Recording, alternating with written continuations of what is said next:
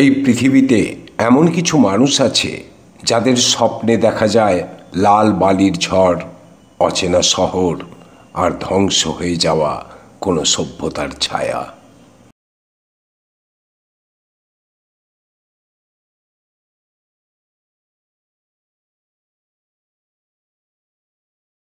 गुरु ब्रह्मा गुरु विष्णु गुरुदेवो महेश्वरा गुरु साक्षात्।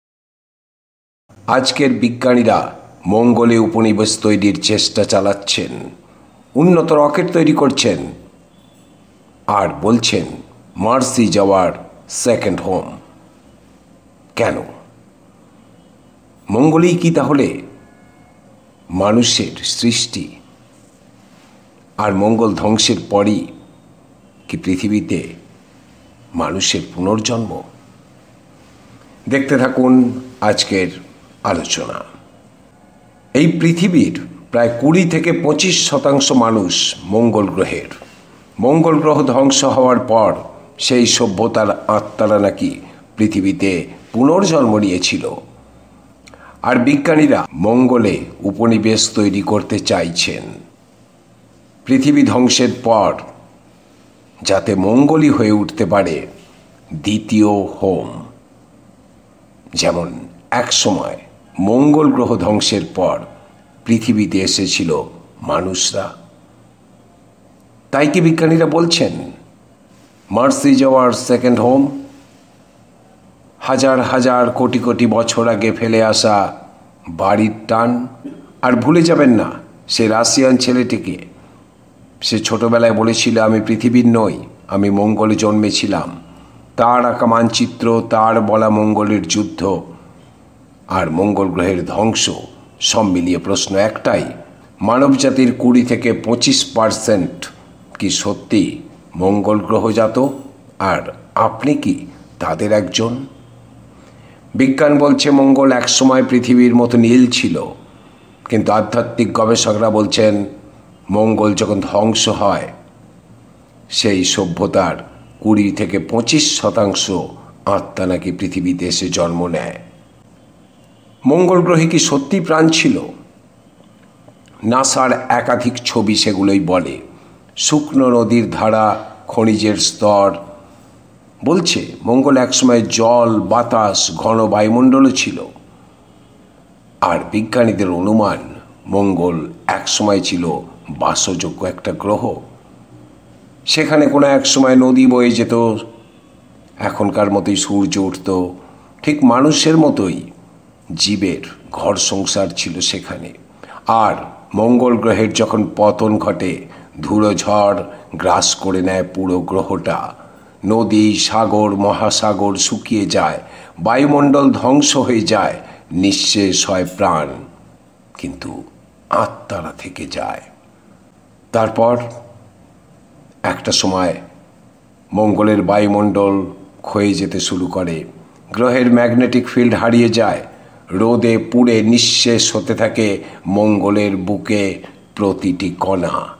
কোটি কোটি বছর ধরে মঙ্গলের আকাশ আরও লাল, আরও রুক্ষ, আরও মৃত হতে থাকে। বিজ্ঞানীরা একে বলেন প্ল্যানেটারি কোলাপস, একটা গ্রহের পুরো পরিবেশ হঠাৎ ধ্বংস হয়ে যাওয়া। আর এই মঙ্গলজাত আত্মারাই পৃথিবীতে এসে নতুন দেহ নেয়, নতুন রূপ, নতুন জীবন, কিন্তু শরীরে রয়ে যায় পুরনো আগুন।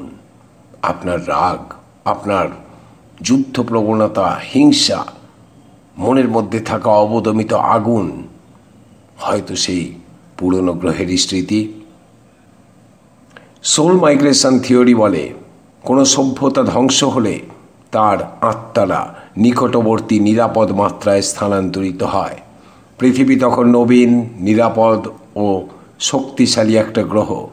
তিব্বতী বৌদ্ধগ্রন্থ বার্ডো ঠোডলের বলা হয়েছে অন্য গ্রহ থেকে আত্মার আগমন ঘটে। আর প্রাচীন মিশরের রেড স্টার পিপল যে দেবতার বর্ণনা, আর ভারতীয় পুরাণের অগ্নিজনী আত্মার ইঙ্গিত প্রমাণ করে যে এক সময়ের মঙ্গলের জীবেরাই পৃথিবীতে মানুষ হিসাবে পুনর্জন্ম নিয়েছে। রাশিয়ার ভলগোগ্রাদ অঞ্চলে জন্মানো এক বালক, যে ছোটবেলা থেকেই অস্বাভাবিক বুদ্ধিমত্তা, স্মৃতিশক্তি ও জ্যোতির্বিদ্যার জ্ঞান দেখাতে শুরু করে। সে দাবি করেছিল, আমি আগের জন্মে মঙ্গলে থাকতাম। সে আরও বলেছিল, মঙ্গলে একটা উন্নত জাতি ছিল। মঙ্গলবাসীরা খুব লম্বা, শক্তিশালী ও কার্বন ডাই অক্সাইড সমৃদ্ধ বায়ুতে শ্বাস নিতে সক্ষম। সেখানকার মানুষজন মহাকাশযানে পৃথিবী ও অন্যান্য গ্রহে যেত, আর লক্ষ লক্ষ বছর আগে দু গ্রহের মধ্যে যোগাযোগও ছিল। মঙ্গলে একসময় যুদ্ধ হয়েছিল, আর তারপরে ধ্বংস হয়ে যায় পুরো গ্রহটা। বরিস্কা ছেলেটির নাম, সারা পৃথিবীতে আলোচিত একটি নাম বরিস্কা, যে দাবি করেছিল তার জন্ম মঙ্গলে। বৈমানিক ছিল সে, আর পরমাণু যুদ্ধের সময় ধ্বংস হয়ে গিয়েছিল মঙ্গল গ্রহ, যেটা হয়তো কোনো একদিন পৃথিবীর ক্ষেত্রেও ঘটতে পারে। বরিস্কার পিতামাতা ও বিজ্ঞানীরা বলেছিলেন, 2 বছর বয়সে বরিস্কা সৌরজগতের গ্রহগুলির নাম বলতো। মহাজাগতিক ঘটনা, গ্রহের গঠন, মঙ্গলের বায়ুমণ্ডল, এমনকি ওয়ার্মহোল পর্যন্ত সে জানত। সে বলেছিল, পৃথিবীর মানুষের ডিএনএতে একটি উন্নত কোড আছে, যা একদিন জেগে উঠবে। বিজ্ঞানীরা শুনে হতবাক হয়ে গিয়েছিলেন। এমন জ্ঞান সাধারণ শিশুর পক্ষে তো শেখা সম্ভব নয়। আর বরিস্কা ভবিষ্যৎবাণী করেছিল। কি বলেছিল? বলেছিল, পৃথিবী একদিন গুরুতর সংকটে পড়বে, আবার মঙ্গল ও পৃথিবীর মানুষের যোগাযোগ হবে, মানব সভ্যতায় বড় পরিবর্তন আসবে। আর মঙ্গল সামান, এরা কি বলেছিল? মঙ্গল সামানরা একটা অদ্ভুত কথা বলেছিলেন। মঙ্গল ছিল আগুন তত্ত্বের রাজ্য। সেই গ্রহের পতন ঘটলে তার জীবাত্মারা অন্য গ্রহে মানুষ হয়ে জন্ম নেয়। মঙ্গল সামানদের মতে মৃত্যুর পর আত্মারা আটকায় না অন্ধকার শক্তির মধ্যে, তারা উঠে যায় মহাশূন্যের প্রবাহে। এটা এক ধরনের আত্মার মহাযাত্রা, এক অদৃশ্য করিডোর দিয়ে। আর এই করিডোরের শেষ গন্তব্য ছিল সবুজ নীল একটি গ্রহ, পৃথিবী। আর সেই আত্মারা পৃথিবীতেই জন্ম নেয়। ব্লাভাস্কি, লিডভিটার, রুডলফ স্টেইনার একটা কথা স্পষ্ট বলেছেন, মঙ্গলের সভ্যতা ছিল। মঙ্গলের পতনের পর তাদের আত্মারা চলে আসে পৃথিবীতে। তাদের রুট রেস থিওরিতে বলা আছে, পতনের পরে অ্যাস্ট্রাল করিডোর খুলে গিয়েছিল। তারপর মঙ্গলজাত আত্মারা পৃথিবীতে পুনর্জন্ম নেয়। প্রথমে আফ্রিকা, এশিয়ার একটি নির্দিষ্ট অঞ্চলে জন্মায়, পরে বিশ্বজুড়ে ছড়িয়ে পড়ে। থিওসফির সবচেয়ে ভয়ঙ্কর লাইনটা হলো, মানবজাতির 20 থেকে 25% আত্মা মঙ্গলজাত। আর এই মানুষরা খুব দ্রুত রেগে যায়, ভয়ঙ্কর প্রতিশোধ প্রবণ।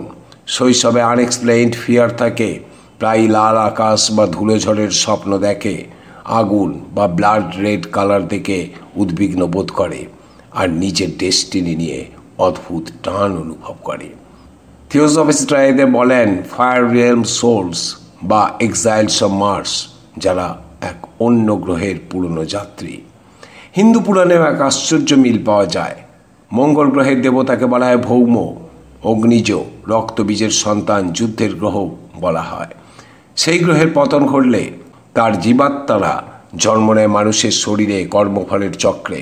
আর এই কারণেই বহু মানুষ যোদ্ধা প্রকৃতির, যুদ্ধ না করেও যুদ্ধের স্মৃতি বহন করে, আচমকা রেগে ওঠে, নিজের সিদ্ধান্ত অটল থাকে, অদ্ভুতভাবে আগুনের কাছে এলে শান্তি অনুভব করে, আর মহাশূন্যের প্রতি অস্বাভাবিক টান অনুভব করে। হিন্দু শাস্ত্র বলে, অগ্নিজ আত্মা সবসময় নিজের বাড়ি খোঁজে, আর সেই বাড়ি হতে পারে একটা মৃত লাল গ্রহ। বিজ্ঞান সরাসরি আত্মার কথা বলে না, কিন্তু একটা তত্ত্ব আছে, প্যানস্পার্মিয়া। এই প্যানস্পার্মিয়া বলে, এক গ্রহের ডিএনএ উল্কাপিণ্ডে চলে অন্য গ্রহে পৌঁছতে পারে, এভাবেই জীবন ছড়িয়ে পড়ে। আর যদি ডিএনএ যেতে পারে, তবে চেতনা বা দুটো কোয়ান্টাম স্মৃতি কি অসম্ভব? বহু বিজ্ঞানী বিশ্বাস করেন মঙ্গলের জীব অণু পৃথিবীতে এসে জীবন সৃষ্টি করেছিল। তাহলে বলা যেতে পারে ডিএনএ আসতে পারে, কোয়ান্টাম স্মৃতি থাকতে পারে, গ্রহ থেকে গ্রহে জীবন ছড়াতে পারে। কেননা আপনারা সকলেই হয়তো জানেন যে ডিএনএ এই পৃথিবীতে প্রথম আসে উল্কাপিণ্ডের সাহায্যেই। প্রশ্ন ওঠে, তাহলে আত্মা কেন পারবে না? সামানরা বলেন মঙ্গলবাসীদের আত্মারা তখন ছুটে গিয়েছিল নীল গ্রহের দিকে। জীবন্ত গ্রহ, একটা গ্রহ যেখানে জল আছে, বাতাস আছে, আর আছে নতুন দেহ পাওয়ার সুযোগ। প্রশ্ন হলো, কেন বলা হয় 20-25% মানুষ মঙ্গলজাত? শুনে নিন, মঙ্গলজাত আত্মার 12টি বিশেষ লক্ষণ থাকে। আপনিও মিলিয়ে নিতে পারেন নিজের সঙ্গে যে আপনি একজন মঙ্গলজাত কিনা। প্রথম, চোখে অদ্ভুত গভীরতা, শৈশব থেকে লাল রঙে অস্বাভাবিক আকর্ষণ, আগুন, ধাতু বা অজানা যন্ত্রপাতি হাতে নিলেই দ্রুত শিখে ফেলা, হঠাৎ রেগে যাওয়া কিন্তু দ্রুত শান্ত হয়ে যাওয়া, একাকিত্ব পছন্দ করা, বিশাল আকাশ বা তারাভরা আকাশ দেখে হঠাৎ কান্না চলে আসা, বালি, মরুভূমি বা রক্তিম সন্ধ্যা দেখে দেজাভু, অত্যন্ত শক্তিশালী সার্ভাইভাল ইনস্টিংক্ট, পৃথিবীর নিয়মকানুনকে অচেনা মনে হওয়া, রাস্তাঘাটের ভিড় পছন্দ না করা, প্রযুক্তির প্রতি অদ্ভুত টান, আর জীবনে হঠাৎ হঠাৎ আনএক্সপ্লেইনড ডিপ্রেশন। এই বৈশিষ্ট্যগুলোর মধ্যে যদি 8টা আপনার মধ্যে থাকে, তাহলে আপনি নিশ্চিন্তে ভাবতে পারেন যে আপনি পৃথিবীর মানুষ নন, আপনি মার্স অরিজিন সোল। আপনি কখনো ভয় পান নিজের আচরণেই, আপনি নিজেকেই চেনেন না। তখন প্রশ্ন উঠছে বহু যুগ ধরে, এই ধরনের মানুষদের রাগ কেন এত অস্বাভাবিক? কেন এরা কথায় কথায় রাগে ফেটে পড়ে? কেন এদের মধ্যে নেতৃত্বের তীব্র আগুন জ্বলে? আধ্যাত্মিকরা উত্তর দিয়েছেন, এই আগুন পৃথিবীর নয়, এটা মঙ্গলজাত আত্মার স্মৃতি। মঙ্গলে ছিল আগুন, আর সে আগুন আজ লুকিয়ে আছে কিছু মানুষের রক্তে। আর কয়েকটি কথা বলি। মিশরীয় পিরামিডের অদ্ভুত নকশা মঙ্গল পাহাড়ের সঙ্গে বিরাট মিল রয়েছে। মিশরীয় পিরামিডের অদ্ভুত নকশার সঙ্গে মঙ্গলের পাহাড়ের এক অদ্ভুত মিল রয়েছে। বিভিন্ন দেশে মঙ্গলের মতো গুহা এবং শহরের মডেল রয়েছে।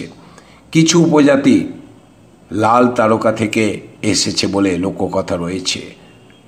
এছাড়া ফেস অন মার্স এই কন্ট্রোভার্সিও আছে। আর পৃথিবীর কিছু মানুষের মধ্যে থাকে একটা অদ্ভুত ধরনের ডিএনএ। আর যদি মানবজাতির 20-25% আত্মা মঙ্গল গ্রহের হয়, তাহলে আমরা বলতে পারি পৃথিবীর ইতিহাস লিখছে একদল শরণার্থী আত্মা, যারা একদিন কিন্তু তাদের পুরনো গ্রহে ফিরতে চাইবে। বিজ্ঞানীরা চাইছেন মঙ্গলে উপনিবেশ তৈরি করতে, কেননা তাদের আশঙ্কা একদিন পৃথিবী থাকবে না। এবার আপনাকে প্রশ্নটা করি, আপনি কি মঙ্গলজাত কোনো আত্মা? মিলিয়ে নিন মঙ্গলজাত আত্মার কয়েকটি লক্ষণ। শৈশবে আনএক্সপ্লেইনড ফিয়ার, অব্যাখ্যাত ভয়, বারবার ফলিং ড্রিম, পড়ে যাওয়ার স্বপ্ন, ধুলো ঝড় বা লাল আকাশের পুনরাবৃত্তি স্বপ্ন, প্রচণ্ড লিডারশিপ ইনস্টিংক্ট, নেতৃত্ব দেওয়ার প্রবল গুণ, আচমকা রেজ বার্স্ট অর্থাৎ রাগে ফেটে পড়া, একা থাকতে ভালো লাগা, আকাশের দিকে তাকালে অদ্ভুত আকর্ষণ বোধ হওয়া, নিজেকে এই পৃথিবীর মানুষদের সঙ্গে এক বলে মনে না করা, আগুন দেখে স্মৃতি আসার মতো অনুভূতি, অন্যায় দেখলে নিয়ন্ত্রণহীন রাগ, মাঝে মাঝে মনে হয় পৃথিবী তার নিজের জায়গা নয়, আর মৃত্যুর পরের জগৎ নিয়ে অদ্ভুত কৌতূহল। যদি এই লক্ষণগুলো থাকে, আপনার আত্মা হয়তো এই পৃথিবীর নয়, এসেছে এক লাল গ্রহ থেকে। মনোবিজ্ঞানীরা বলেন এগুলো পাস্ট লাইফ ট্রমার স্মৃতি, আর সামানরা বলেন এগুলো মঙ্গলবাসীর শেষ দিনের স্মৃতি। প্রশ্ন, আপনার পরবর্তী জন্ম তাহলে কোথায় হবে? পৃথিবীতে নাকি নতুন কোনো গ্রহে? আপনারা আপনাদের সুচিন্তিত মতামত কমেন্ট বক্সে লিখে জানাবেন।